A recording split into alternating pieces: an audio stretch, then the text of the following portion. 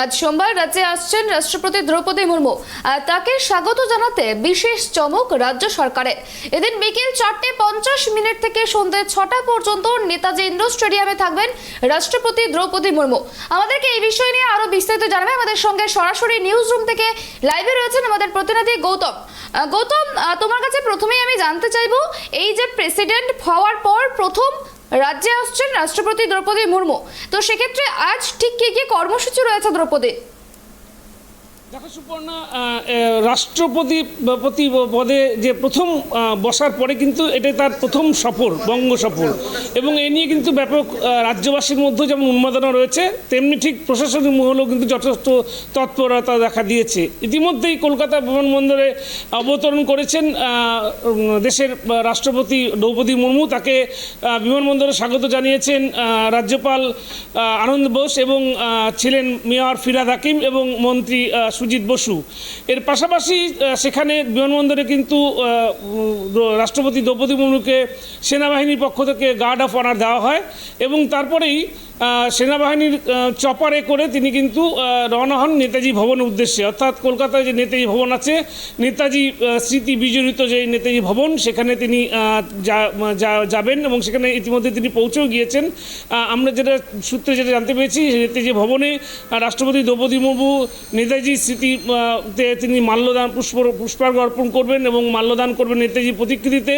এবং নেতাজি ভবনের যে নেতাজির যে স্মৃতি এবং যে তুমি জানো যে নেতাজি ভবনে যে গাড়িটি করে নেতাজি সুভাষচন্দ্র বোস এই দেশ ছেড়েছিলেন, সেই গাড়িটিকেও সাজানো হয়েছে, সেখানে রাখা হয়েছে সেই গাড়িটিকে। এবং দ্রৌপদী মুর্মু সে সমস্ত নেতাজির যে স্মৃতি বিজড়িত যে সমস্ত জিনিসগুলো রয়েছে সেগুলো তিনি দেখবেন।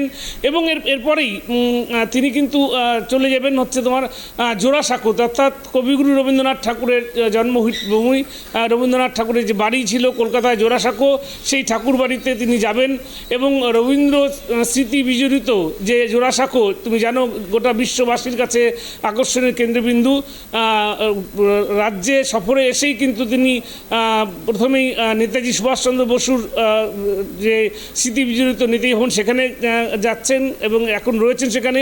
এরপরেই তিনি চলে যাবেন হচ্ছে ঠাকুর বাড়ি জোড়াসাঁকোতে, রবীন্দ্রনাথের যে বাড়ি, সেই বাড়িতে সেখানে পর্যবেক্ষণ তিনি সেখানে সমস্ত রবীন্দ্র স্মৃতি বিজড়িত যে জিনিসগুলো রয়েছে, যে স্মৃতিগুলো রয়েছে সেগুলো তিনি দেখবেন এবং সেখানে কিছুক্ষণ বসবেন তিনি।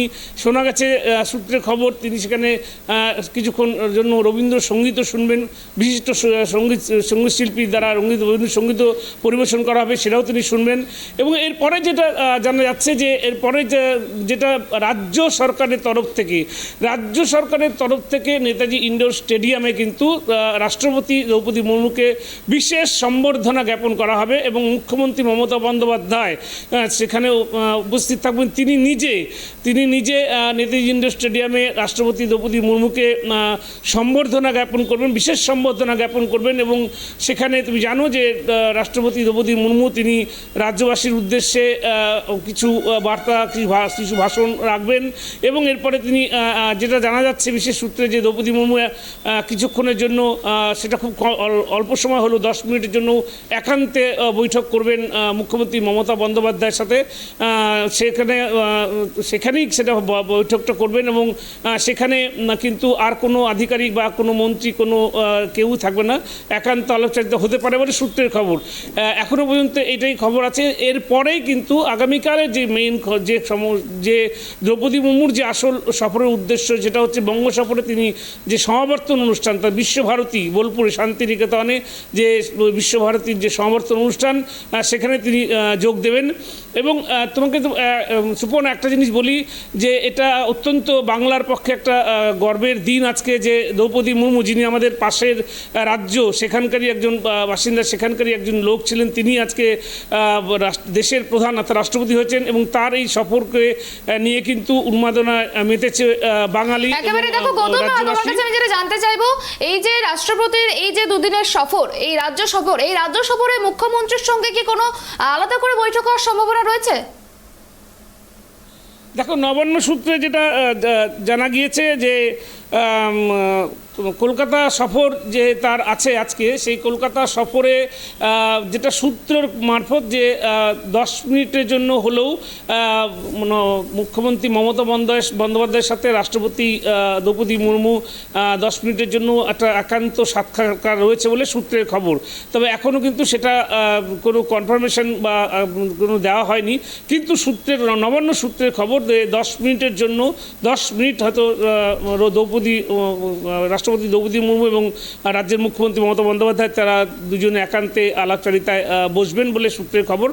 তবে কলকাতা সফর সেরে তিনি কিন্তু সরাসরি চলে যাবেন শান্তিনিকেতনে। আমরা যেটা জানতে পেরেছি যে মঙ্গলবার যে শান্তিনিকেতনে যে কুমিরডাঙ্গা আছে, কুমিরডাঙ্গা মাঠে রাষ্ট্রপতির যে হেলিকপ্টার সেটা অবতরণ করবে এবং সেখানে বিশ্বভারতীর রবীন্দ্রভবন, কলাভবন, আশ্রম প্রাঙ্গণ ঘুরে দুপুরে আম্রকুঞ্জের যে শান্তিনিকেতনের যে আম্রকুঞ্জ রয়েছে সেই আম্রকুঞ্জের জহরবেদিতে বিশ্ববিদ্যালয়ের যে সমাবর্তন অনুষ্ঠান সেখানে যোগ দেবেন রাষ্ট্রপতি দ্রৌপদী মুর্মু এবং সেই অনুষ্ঠানে থাকার কথা সিভি আনন্দ বোস রাজ্যপাল আমাদের।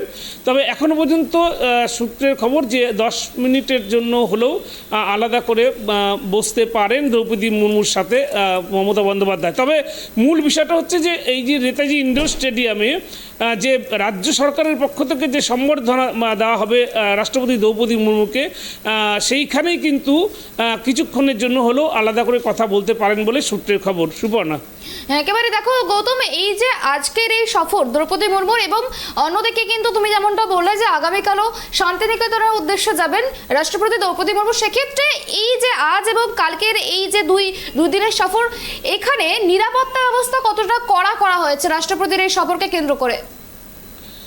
একেবারেই সুপর্ণা, আমরা জানি যে দেশের প্রধান অর্থাৎ রাষ্ট্রপতি তার এই বঙ্গ সফরকে ঘিরে কিন্তু রাজ্য প্রশাসন, বিশেষ করে দেখো দ্রৌপদী মুর্মুর সাথে তার যে নিজস্ব নিরাপত্তা বাহিনী তারা থাকছেনই, কিন্তু তার পাশাপাশি রাজ্য সরকারের যে প্রশাসন রয়েছে সেটা কিন্তু যথেষ্ট তৎপর রয়েছে। তোমাকে প্রথমেই বলবো যে যখনই সেনাবাহিনীর পক্ষ থেকে বিমানবন্দর থেকে তাকে নিয়ে আসা হলো নেতাজি ভবনে, সেই ক্ষেত্রে কিন্তু গোটা শহর জুড়ে, কলকাতা শহর জুড়ে বিভিন্ন রাস্তা যেগুলো জনবহুল রাস্তা, তুমি জানো যে কলকাতা একটা জনবহুল শহর, সেই সমস্ত রাস্তাগুলো কিন্তু ট্রাফিকিং করা হয়েছে এবং খুব যথেষ্ট নিরাপত্তার সাথে সেই সমস্ত রাস্তাগুলো, বিভিন্ন রাস্তা কিন্তু একমুখী করে দেওয়া হয়েছে এবং বিভিন্ন রাস্তা যান চলাচল আটকে দিয়ে অন্য রাস্তা দিয়ে ঘুরিয়ে দেওয়া হচ্ছে যাতে কোনো বিঘ্নিত না ঘটে।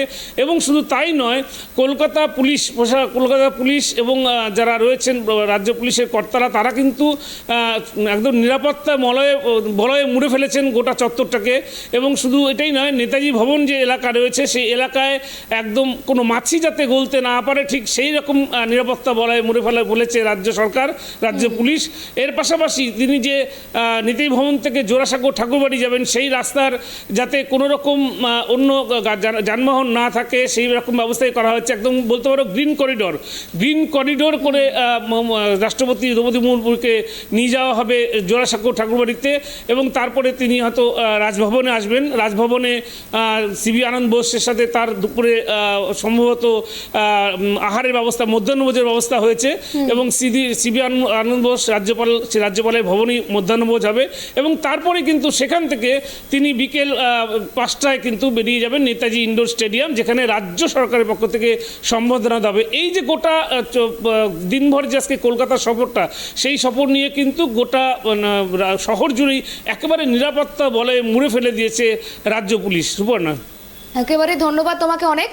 যেমনটা আমরা জানতে পারলাম, রাষ্ট্রপতি দ্রৌপদী মুর্মুকে রাজ্যের তরফ থেকে বিশেষ সম্বর্ধনা দেওয়া হবে এবং এই অনুষ্ঠানে উপস্থিত থাকবেন মুখ্যমন্ত্রী মমতা বন্দ্যোপাধ্যায়, পাশাপাশি থাকবেন রাজ্যের রাজ্যপাল সিভি আনন্দ বোস, সঙ্গে থাকবেন এক ঝাঁক বিশিষ্ট ব্যক্তি। আর সেখানেই রাষ্ট্রপতিকে স্বাগত জানানোর জন্য রাজ্যের তরফে একটি বিশেষ সাঁওতালি নৃত্য অনুষ্ঠানের আয়োজন করা হয়েছে। এই আয়োজনের পুরো ভাগে রয়েছেন স্বয়ং মন্ত্রী বীরভা হাসদা, পাশাপাশি দুটি বিশেষ বিশেষ গান ও অনুষ্ঠান পরিবেশন করা হবে এবং রাষ্ট্রপতিকে স্বাগত জানানোর জন্য ধনধান্যে পুষ্পে ভরা এবং বাংলার মাটি বাংলার জল এই দুটি গান গেয়ে রাষ্ট্রপতিকে স্বাগত জানানো হবে। অন্যদিকে যেমনটা জানা যাচ্ছে, আগামীকাল রাষ্ট্রপতি সরাসরি যাবেন শান্তিনিকেতনের সমাবর্তন অনুষ্ঠান এবং সেখানে কিন্তু এই যে রাষ্ট্রপতির সফর, সেই সফরকে কেন্দ্র করে কিন্তু নিরাপত্তা ব্যবস্থা একদম কড়া করা হয়েছে, একদম নিরাপত্তা বলয়ে মুড়ে ফেলা হয়েছে। অর্থাৎ আজ এবং কালকের এই যে 2 দিনের সফর রাষ্ট্রপতির, সেক্ষেত্রে এই 2 দিনের সফর অত্যন্তই তাৎপর্যপূর্ণ বলেই মনে করছেন রাজনৈতিক বিশ্লেষকরা।